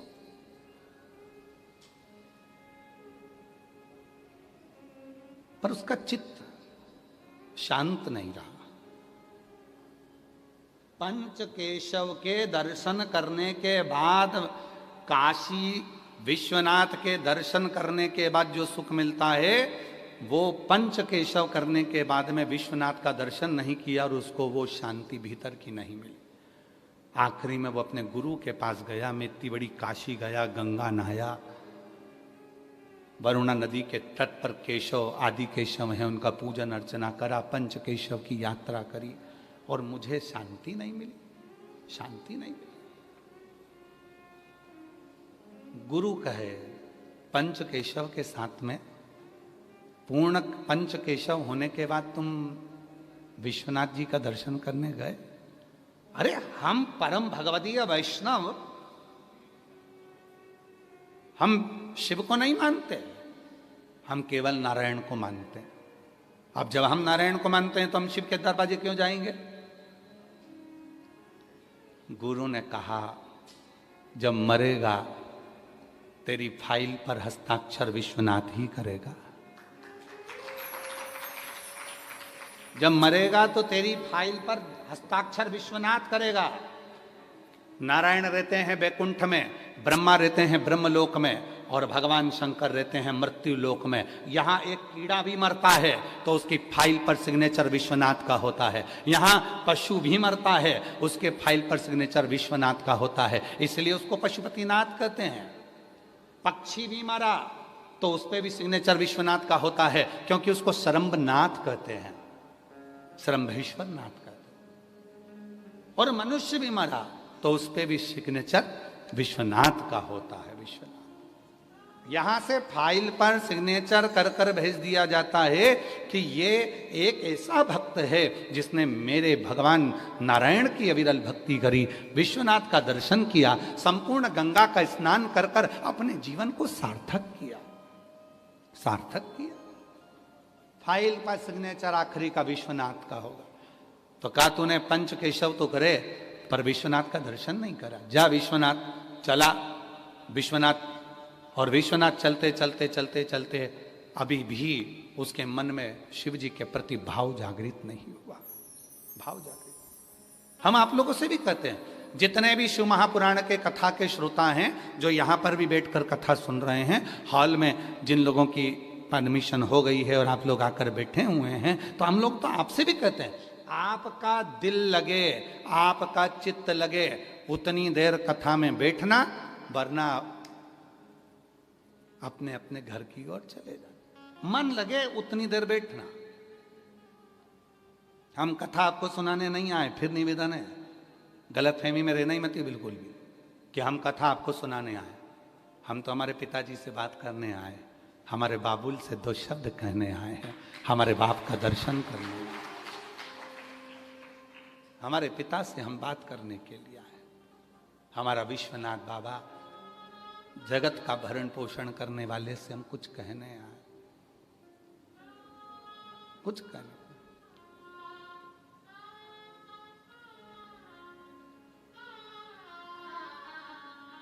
उससे अपने हृदय की बात कहने आए। तुम्हारे को कथा तो तुम रोज ही सुनते हो, मोबाइल खोलो, टीवी खोलो, सुनने को मिल जाती है। ये कथा चतुर्वेदी जी, अम्बाला वाले भाई ध्यान रखना, ये कथा तो सीहोर से भी हो जाती है, अभी भी हुई थी इससे पहले। पर पिता ने कहा आजा, बहुत दिन हो गए मिले हुए, थोड़ा धक्का खा कर जा यहाँ से भी। और जो एक बार विश्वनाथ के दरवाजे पर आकर धक्का खा लेता है वो दुनिया में कहीं धक्के नहीं खाता है। जो विश्वनाथ जी के चरणों में आकर धक्का खा गया वो फिर कहीं धक्के नहीं खाता, फिर उसमें बल आता है। वो बल फिर दुनिया के लोग अपशब्द कहें, ताना दे, गाली दे, आड़ा टेढ़ा बोले, फिर भी वो डोलता नहीं है। और वो बल देखिए माननीय प्रधानमंत्री जी में, विश्वनाथ जी की पवित्र धरा में। वो बल देखिए उत्तर प्रदेश सरकार के माननीय मुख्यमंत्री जी योगी जी में। विश्वनाथ जब लगता है इनको कि अब मुझे बल की जरूरत है, वो दौड़कर विश्वनाथ के चरणों में आ जाते हैं और बल लेकर चले जाते हैं। यहाँ बल मिलता है, एनर्जी अलग से, पावर है। सबसे बड़ा वो कहते हैं ना, बिजली का सबसे बड़ा टावर वहाँ लगा हुआ है, बिजली का वहाँ टावर लगा हुआ है, पर हम तो कहते हैं शिव भक्तों का सबसे बड़ा टावर ही विश्वनाथ है। शिव भक्तों का सबसे बड़ा टावर है। इसलिए शायद स्कंद पुराण में लिखा 5 बार काशी काशी काशी काशी काशी काशी कह दो। भले काशी नहीं गए, भले शिव जी को एक लोटा जल नहीं चढ़ाया, भले शंकर जी के मंदिर नहीं गए, भले बेलपत्री नहीं चढ़ाई, भले तुमने अभिषेक नहीं करा, भले सावन में कावड़ नहीं चढ़ाई, पर 5 बार काशी काशी काशी काशी काशी 5 बार बोलने वाले को स्वयं देव अधिदेव महादेव नंदी लेकर आते हैं और लेकर जाते हैं।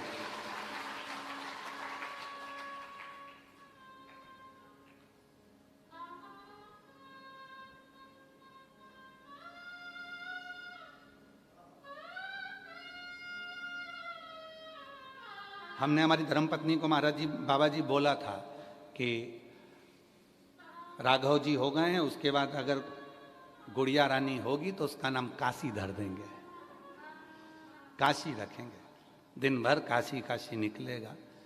पर भोलेनाथ जी को पसंद ही नहीं था, तो राघव के बाद माधव को भेज दिया। तो हमने तो सोचा था कि काशी नाम रख देंगे। और आज भी बाबा जी नियम है हमारा, आप सीहोर होकर आए हैं, हम अगर सीहोर में हैं और अगर कोई माता जी ने बाहर आकर कह दिया कि जाकर गुरु जी से कह दो काशी बाई आई है, कोई भी हो, बोले किसी भी कोई भी हो, हम उससे मिले बिगड़ रहते नहीं हैं, हम उसको मिलते जरूर। अब जितने आस्था चैनल पर सुन रहे हैं, तुम ये मत बोल कर जाना, झूठा नाम मत लेना हो। तुम नहीं तो वकील साहब बहुत सारे नहीं तो झूठा नाम लेते हुए कि हमारा नाम ही काशी है, आईडी देख लेंगे हो काशी। कोई कह दे हम काशी भाई हैं, गुरु जी से जाकर कह दो कि महाराज हम आए। बाबा जी एक काशी बाई की हमको एक कथा याद आ रही है। अमरावती में एक काशीबाई नाम की एक स्त्री रहती थी, बहुत बुजुर्ग थी।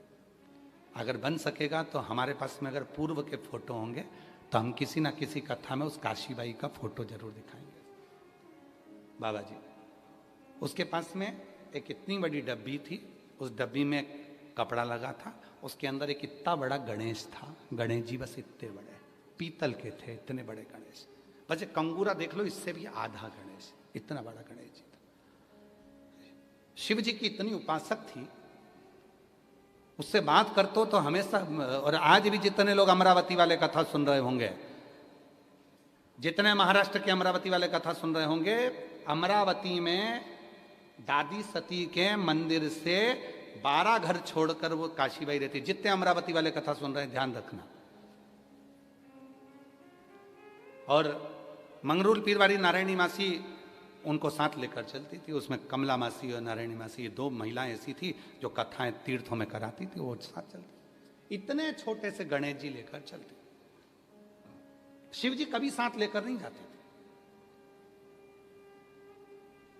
उससे पूछो कि काशी भाई तुम शंकर जी साथ लेकर नहीं चलती, गणेश जी लेकर चलती, तो क्या जहां औलाद वहां बाप, जहां औलाद वहां पिता। बच्चों पर माँ बाप की बहुत निगाह रहती है और सत्यता है। अगर तुम्हारा बच्चा बाहर खेल रहा है ना, तो मम्मी बार बार सिर पे पल्लू लेके बड़े डिजाइन में बड़े ध्यान रखती है, कहाँ गया कहाँ गया, और ध्यान रखती रहेगी, तिरछी निगाह से देखती रहेगी, काम करती रहेगी। माँ घर में भी अगर बच्चा कुछ कर रहा है तो तिरछी निगाह से देखती रहेगी, रसोई में से झांक कर देखती रहेगी, कपड़े धोते धोते ही कभी कभी उसको भी धोयाती है, कपड़ा धो रही हो और कभी कभी उसने ज़्यादा मस्ती कर दी, ध्यान है पूरा कि वो कहाँ है मेरा बच्चा, कहाँ मेरा बेटा। पिता का भी ध्यान रहता है, लोग कहते हैं पिताजी दुकान पे रहते हैं, ऑफिस में रहते हैं, पर ध्यान पूरा रहता है। तो काशी बाई बोलती थी, बेटा है ना, बाप की दृष्टि है। और सुनो महाराज, आज कहती हूँ मेरी कोई औलाद नहीं है, मेरा पति भी नहीं है, बाल काल में मैं बाल विधवा हूँ, वो मर गया था, तो मैं अकेली हूँ। पर विश्वास से कहती हूँ मैं जब मरूंगी ना तो मुझे लेने के लिए स्वयं विश्वनाथ गणेश जी को ही भेजेंगे। बाबा जी, अगर अमरावती के और महाराष्ट्र के लोग कथा सुन रहे होंगे तो वो काशी बाई को याद करना, जितने महाराष्ट्र के लोग हैं। जब वो अपने कमरे में मरी, किसी को मालूम नहीं पड़ा कि वो मर गई, किसी को सूचना नहीं मिली कि मर गई। 4-5 दिन में जब शरीर में से गंध आने लगी तब पड़ोसियों ने कहा ऐसा लगता है काशी बाई मर गए।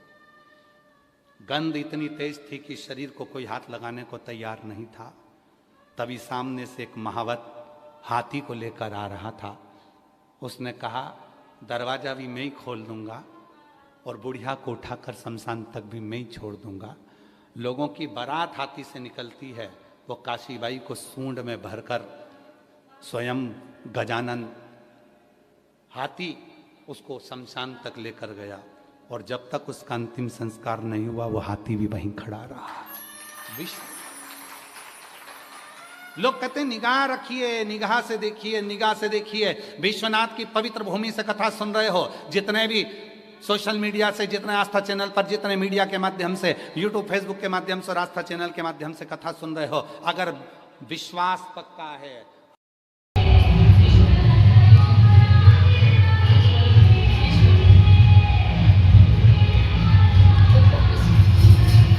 मुझे गंगा प्रिय, तुम कहते हो मुझे काशी प्रिय, तुम कहते हो पार्वती प्रिय, तुम हम एक बार आओ, तुम आना मेरे घर, आना बाबा, आओ आओ जरा मेरे घर आओ, आओ जरा। अब तुम्हारे यहाँ की काशी की तो एक कथा फेमस है, कचौड़ी वाले की। रामा कचौड़ी वाला शिव जी के मंदिर में जाता था, कभी कचौड़ी नहीं ले जाता था, ना बेलपत्र ले जाता था, ना जल ले जाता था। वो रामा कचौड़ी वाला सीधे भोलेनाथ के मंदिर में जाकर विश्वनाथ जी से कहता था, जिस दिन जम के भूख लगे तो मेरी दुकान पे आ जाना।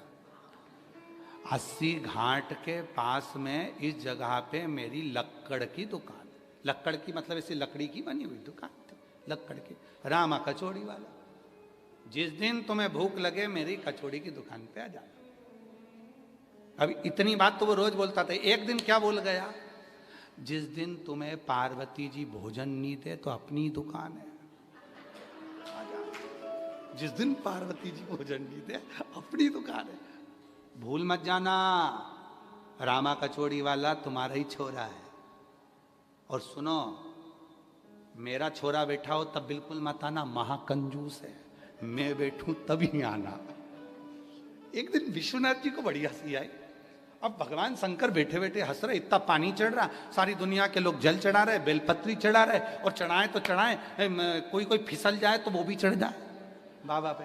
अब बाबा इतने, एक तो पूरे ढके हुए फूल से, पत्ती से, जल से चढ़ाए जा रहे, चढ़ाए जा रहे, और ऊपर से बाबा मुस्कुरा रहे। तो पार्वती जी के मन में आया कि बात समझ में नहीं आती, दिन भर इतने लोग इनके ऊपर जल चढ़ाते हैं, इतना फूल चढ़ाते, बेलपत्री चढ़ाती, पत्ती चढ़ाती, चिल्ला चिल्ला के कान दुखा देते, हर हर महादेव, विश्वनाथ जी की जय हो। इतनी तेज तेज लोग चिल्ला के आते हैं, कितना कितना टेंशन रहता होगा, और उसके बाद भी इतनी तेज तेज मुस्कुरा रहे हैं। इनके मुस्कुराने में कोई राज जरूर है। तो भगवान शंकर के पास उस दिन पार्वती जी, अन्नपूर्णा देवी खुद अन्नपूर्णा के मंदिर से निकली और भगवान के पास आके बैठ गई और आके बोली, ये बताओ कि तुम्हारे मुस्कुराने का राज क्या। तो कि वो रामा कचौड़ी वाला कह के गया है, जब तुम्हारी पत्नी भोजन नहीं दे आ जाना। पार्वती जी बोली, तुमने मेरी बुराई सुन ली। अच्छा, माताओं को न जाने कहाँ अकल रहती है, बेचारी समझ में नहीं आता। अब वो अपनी बात कर रहा था, तुमने मेरी बुराई सुन ली। और तुमने मेरी बुराई कैसे सुन ली कि मैं तुमको भोजन नहीं दूंगी? अब तो आज तो तुमको भोजन हो जाता है। कभी कभी एक पत्नी अपने पति के साथ गार्डन में घूम रही थी, सामने से आ गया कुत्ता, पत्नी घबरा गई, कुत्ते को देख के पीछे हो गई, कुत्ता इसको घूरता हुआ और आगे आया, पत्नी और पीछे हुई। पति को लगा ये कुत्ता मेरी पत्नी को खा जाएगा, स्कूल का टिफिन कौन बनाएगा, मेरा टिफिन कौन बनाएगा, बच्चों को कौन स्कूल भेजेगा, कुत्ता मुझे काट खाए पर पत्नी को नहीं काटने दूंगा। जैसे ही कुत्ता लपक के आया, पति ने पत्नी को गोदी में ले लिया, कुत्ता भाग गया। पत्नी उतरते से बोली, तुम्हें शर्म नहीं आई? दुनिया के लोग कुत्ते को भगाने के लिए पत्थर उठाते, तुमने मुझे उठा लिया। अब उसको कौन समझाए कि तेरे को इसलिए उठाया कि तुझे कुत्ता ना खा जाए, और समझाए कौन? अब भगवान तो बड़े प्रेम से बोल रहे थे कि वो केकर गया है कि धर्म पत्नी जब भोजन नहीं दे तो मेरे यहाँ जाना। इतने में तो अन्नपूर्णा माता को गुस्सा आ गया, पार्वती जी को क्रोध आ गया। पार्वती जी बोली, मेरे लिए इतना बोल कर गया और तुम हंस रहे हो मेरे ऊपर, आज तो मैं भी भोजन नहीं बनाऊंगी, अब तुम जाओ रामा के। शिव जी ने सोचा मैं तो मौका ही ढूंढ रहा था, मौका ही ढूंढ रहा था। जिस समय पर धर्म पत्नी रजो धर्म से हो जाती है, धर्म पत्नी रजो धर्म से हो जाती है, 2-3 दिन तक, 4 दिन 5 दिन तक भोजन नहीं बनाती है, उस समय पति बड़ा प्रसन्न हो जाता है। इतने महीने मैंने पूरा भोजन करा, आज होटल चले जाऊंगा, होटल का भोजन लाऊंगा, वो भी खाएगी मैं भी खाऊंगा। अब शिव जी के मन में आया कि अन्नपूर्णा ने कह दिया आज मैं भोजन ना दूं। अब भगवान भोलेनाथ ने सोचा ये तो प्रभु की इच्छा। शिव जी चल दिए और बेस धरकर बढ़िया मुंह में लगाया बीड़ा, और भोलेनाथ ने बढ़िया जटाजूट, आज बाबा ने ऊपर जटाजूट ना बांधकर नीचे जटाजूट बांधा, और सुंदर मूंछों में ताव, और बाबा ने लगाया लंगोट, और बाबा पहने मृग छाला, बाजू में लगाई श्रृंगी, और बाबा पहुंच गए कचौड़ी के। कहां पहुंचे? रामा। चलो, बाबा बोले भैया बहुत भूख लग रही है, भूख लग रही है, ठीक है खाओ। और उन्होंने देखा नीचे सरंगी जो थी वो चांदी की थी, गले में रुद्राक्ष जो थे वो सोने में जड़े हुए थे, कान के कुंडल में हीरे पड़े हुए थे। रामा को लगा कि सेठ है कहीं का, माल अच्छा देगा। इन्हें कचौड़ी का भाव बढ़ा दिया, जो इकन्नी की थी वो दुकन्नी की कर दी। खा लिए भोलेनाथ। अब भोलेनाथ जी जाने लगे तो बोला रामा पैसे पैसे। भोलेनाथ बोले कितना दूं?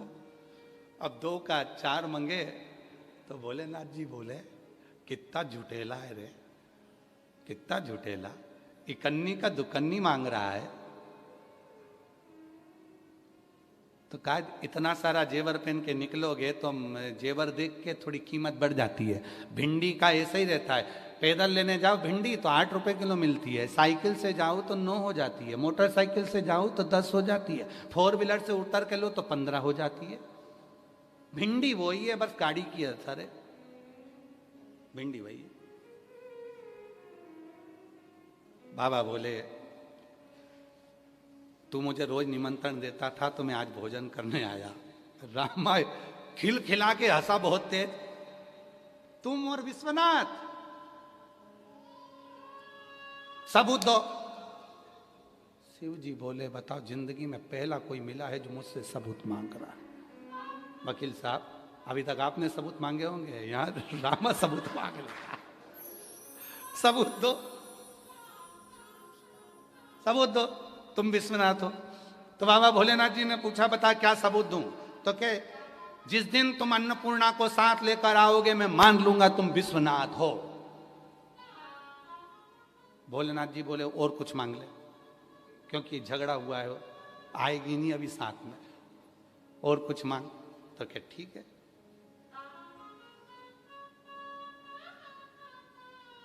चंद्रमा को मस्तक पर रखा रहा, तब मानो। भोलेनाथ जी बोले तेरे बस का नहीं है, और कुछ मांग ले। फिर कहा अगर सही में विश्वनाथ हो तो नंदी पर बैठकर पार्वती के साथ, गणेश कार्तिकेय शुक सुंदरी के साथ मेरी दुकान पर आओ, तब मैं मानूं कि तुम विश्वनाथ हो। भगवान नंदी पर बैठकर जगत जननी के साथ सपरिवार उसकी दुकान पर आ गए, चरणों में पड़ गया रामा। भगवान विश्वनाथ जी ने कहा तेरे बराबर दुनिया में कोई भगत नहीं मिलेगा। मैं अकेला तेरे से पीछा छुड़ा रहा था और तूने विथ फैमिली बुला लिया, पूरा परिवार। आहूं में असर होगा घर में,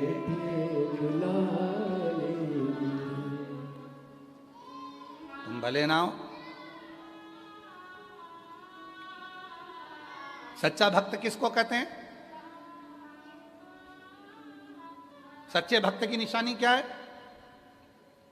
शिव जी मिल जाते हैं, कह देता है अकेले दर्शन नहीं चाहिए, पार्वती जी को लेकर आओ। पार्वती जी में जाए तो सच्चा भगत कह देता है तुम दोनों के अकेले दर्शन नहीं चाहिए, बच्चों को क्यों छोड़ के आए, उनको भी लेके आओ। सच्चा भगत क्या कहता है? अगर भगत बच्चे भी आ गए तो कह देते हैं तो अकेले अकेले आए, नारायण लक्ष्मी भी अगर आए तो अच्छा लगेगा, उनको भी लेकर आओ। सच्चा भगत पीछे नहीं छोड़ता, फिर ब्रह्मा ब्रह्माणी को लाओ, इंद्र इंद्राणी को लाओ, सबको लेकर आओ। उसे धन नहीं चाहिए, क्योंकि उसको मालूम है एक बार अगर विश्वनाथ मिल गए, एक बार शंकर मिल गए तो उसके बाद लक्ष्मी भी होगी, नारायण भी होंगे, ब्रह्मा भी होंगी, ब्रह्माणी भी होंगी और वैभव भी होगा। सारी सिद्धियां मेरे पास में होंगी, अष्ट सिद्धि नव निधि सब मेरे पास हो। और नव निधि में एक निधि बड़ी प्रबल होती है महाराज, आप लोगों ने कथा में सुना होगा, हमने पहले वर्णन किया है। नव निधि में एक निधि बड़ी प्रबल होती है जिसको कहते हैं नील निधि। कौन सी निधि है? नील निधि। महाराज दुनिया के लोग भगवान से कहते हैं भगवान हमको अष्ट सिद्धि नव निधि दे दो।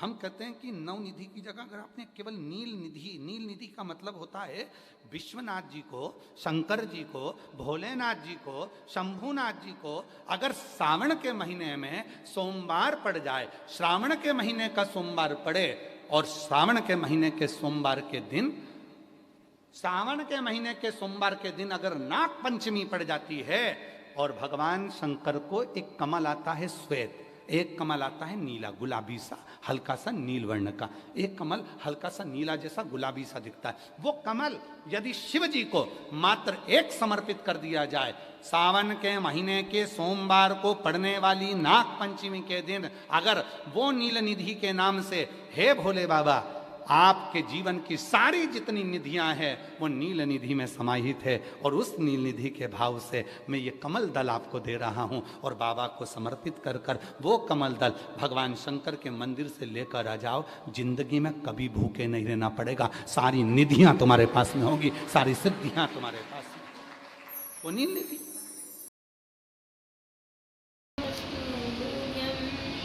श्री